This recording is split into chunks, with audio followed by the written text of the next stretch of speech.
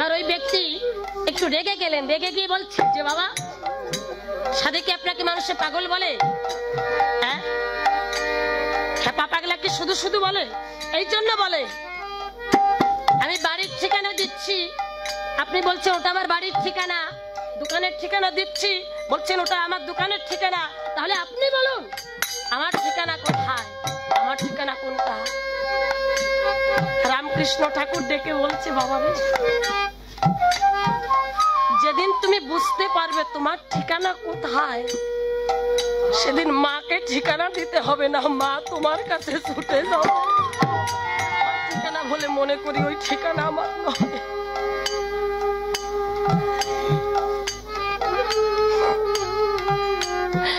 আমরা ভাষা ধাপের পরে ঘর বেঁধেছি,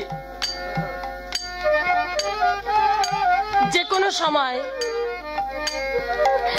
নিয়তির দমকা হাওয়ায় এই ঘর ভেঙে যাবে, স্বদেশে ফিরতে হবে। তাই মহাজন যে আমাকে 16 আনা দিয়েছে, এই 16 আনা আমার কাজে লাগাতে হবে, এই 16 আনা আমাকে কাজে লাগাতে হবে। তারা গোসার বাড়িতে থাকতেন লোচন পাগল। ওনার কর্মটা ছিল কি, সারাদিন হরিনাম করত আর ভিক্ষা করত, হরিনাম করত আর ভিক্ষা করত।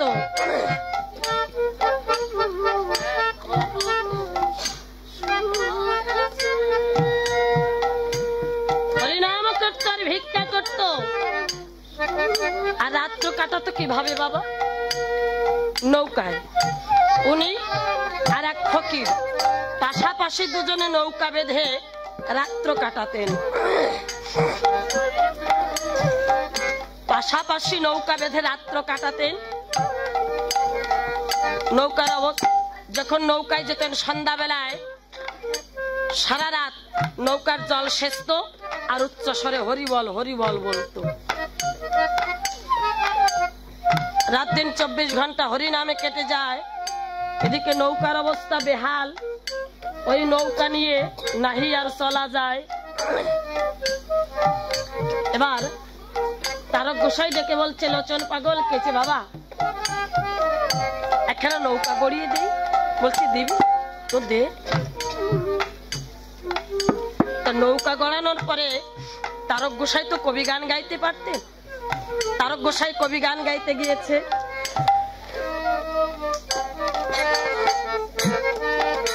কবি গান গেয়ে এসে দেখতে পায় ঘাটে একখানা ভাঙা নৌকা বাঁধা। এবার ডেকে বলছে, ও বাবা, অল্প কয়েকটা দিন হয়েছে নৌকা গড়িয়ে দিয়েছি, অথচ ঘাটে দেখে একখানা ভাঙা নৌকা বাঁধা। ব্যাপার কি বলতো? লোচন পাগল ডেকে বলছে, বাবারে উল্টো বেচা কেনা করে এসেছি। উল্টো বেচা কেনাটা কেমন? বলে উল্টো বেচা কেনা কেমন? বলছে শোনো, তারও আগে আমার দিন কাটতো কিভাবে? সারাদিন হরিনাম করতাম, নৌকার জল সেচে আর আল্লাহু আকবার আল্লাহু আকবার বলে ডাকছি। তাই ওই ফকিরকে বলেছি, ও ভাই, আমার নূতন ভালো নৌকা খানা নিয়ে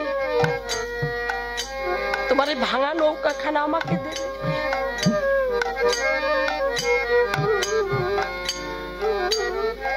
ফকির রাজি হলেন। তাই তারক রে,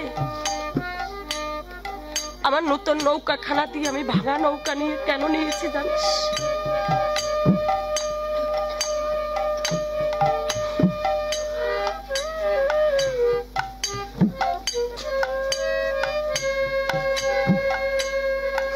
ও তারক, এই জীবনের সময় বড় কম।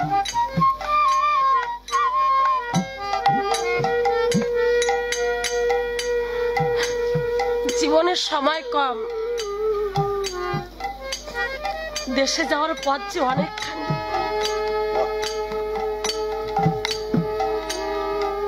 বলতে পারিস জীবনের অর্ধেকটা সময় যদি মায়ার ঘুমে কাটিয়ে দেই, কখন আমি আমার হরির নাম নেব।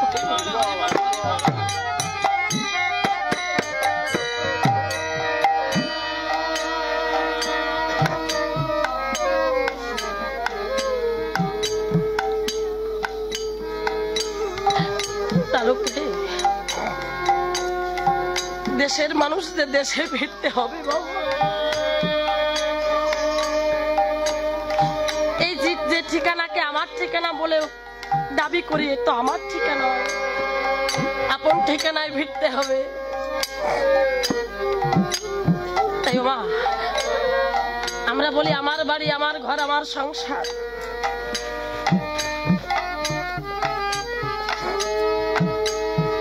যা কিছু আমার বলে দাবি করি, এগুলো তো আমার নয়।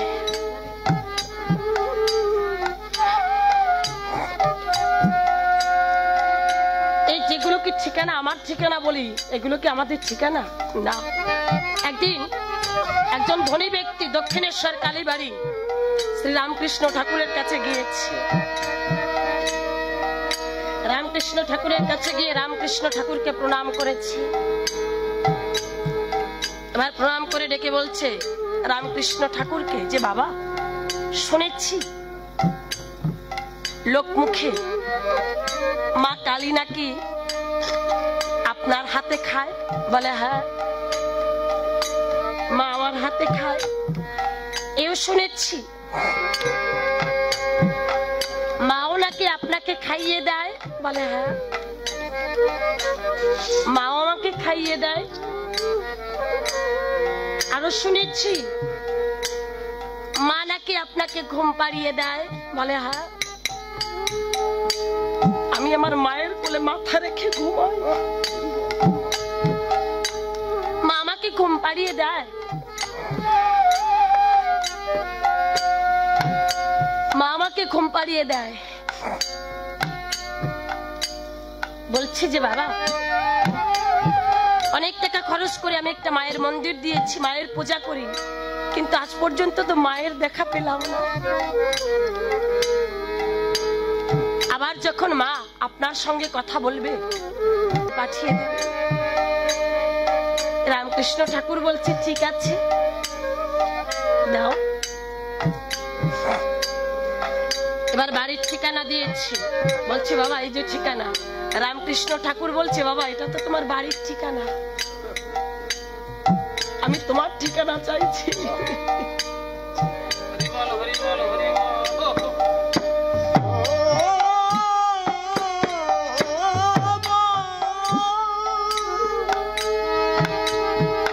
ওটা তোমার বাড়ির ঠিকানা, আমি তোমার ঠিকানা চাইছি।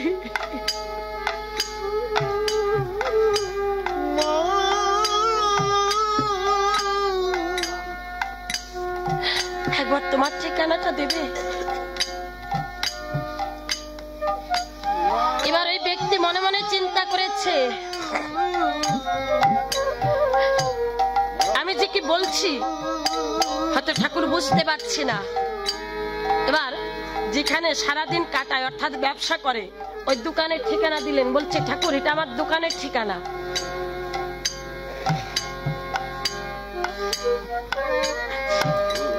রামকৃষ্ণ ঠাকুর বলছে বাবা এটা তোমার বাড়ির ঠিকানা, এটা তোমার দোকানের ঠিকানা, আমি তো তোমার ঠিকানা চাইছি। আমি তোমার ঠিকানা চাইছি।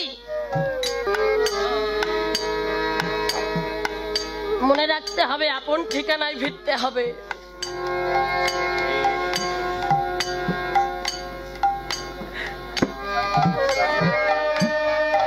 আপন ঠিকানায় ফিরতে হবে। আমার করে আর কতকাল মায়ার সংসারে কাটাবো।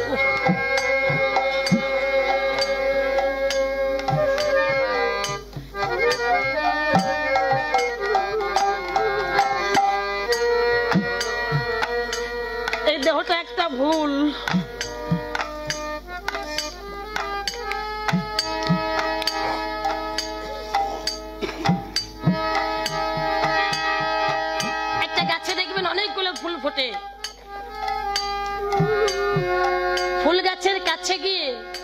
তুলবার আগে ভালো করে কি ফুলের দিকে তাকান? তাকানো হয় না। খুব তাড়াতাড়ি চয়ন করতে হবে, খুব তাড়াতাড়ি গোবিন্দ পূজা দিতে হবে। আমি বলছি, ফুল গাছের কাছে গিয়ে বেশি সময় না হোক, মাত্র 1 মিনিট ফুলের দিকে এক মনে তাকিয়ে থাকবেন।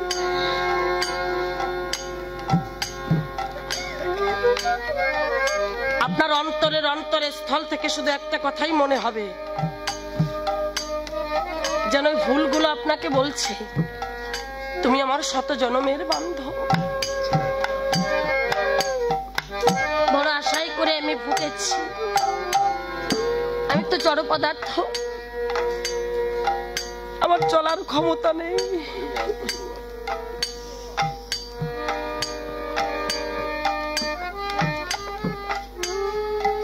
আমায় চয়ন করে নিয়ে গোবিন্দ পূজায়, আমায় চয়ন করে নিয়ে আমার গোবিন্দ চরণে পৌঁছিয়ে দাও।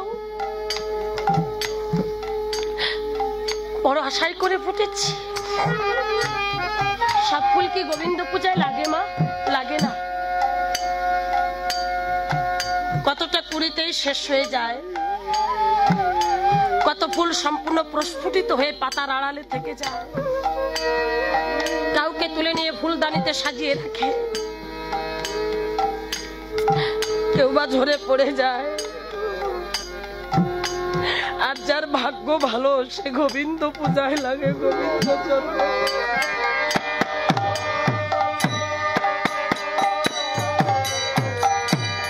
ওরা জড় পদার্থ, আপনি আমি, আমরা তো জড় পদার্থ নই। যখন আমাদের মনে জাগবে আমিও গোবিন্দ পূজায় লাগবো, আমিও গোবিন্দ চরণে পৌঁছাবো, তখন চেষ্টা আসবে কেমন করে গোবিন্দ পূজায় লাগা যায়, কেমন করে গোবিন্দ চরণে পৌঁছানো যায়।